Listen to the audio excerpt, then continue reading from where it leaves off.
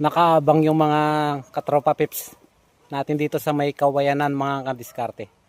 Ayan po si Mama Dog kasama ang kanyang anak, yung kamukha ni Teddy the Chick Boy.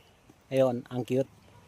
At ang isa si Choco Brown at saka si Tagpi. Parating na rin ang isang pusa, ayun no, yung kulay white na may tigre. Dalawa yan eh. So ayan, papunta po kami sa kubo ng mga tropa pips. 1:30 na po ng ano, tanghali. Ayan, katatapos lang din namin kumain. Magpapakain po kami dun sa mga kabady ni Teddy. Ayan, so bali ipagdadala na lang po namin sila ng pagkain mamayang pag-uwi.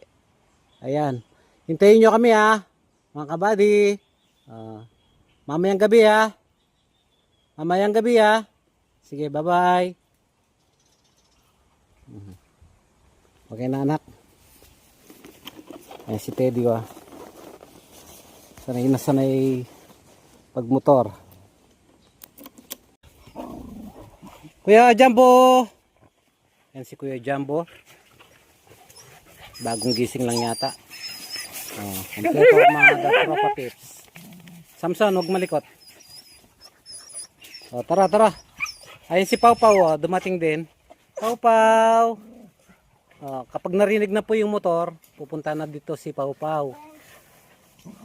Pinakikilala ko ulit ang mga tropa pips, si Kuya Jumbo, Kuya Bonbon, Kuya Putut, Kuya Timo, si Prinsesa Papika, ang kanilang leader na si Teddy the Chick Boy, ayon. At ang bunso na si Samson. Siya po yung pinaka huling nakuha ko na ni-rescue sa puno ng Kawayanan. Iba pa yung mga pinapakain natin, mga katropa nila doon. So ito po yung kanilang bahay kubo. Magpapalit po kami ng ano ngayon, ng kanilang sahig para mas maayos po ang kanilang tulugan.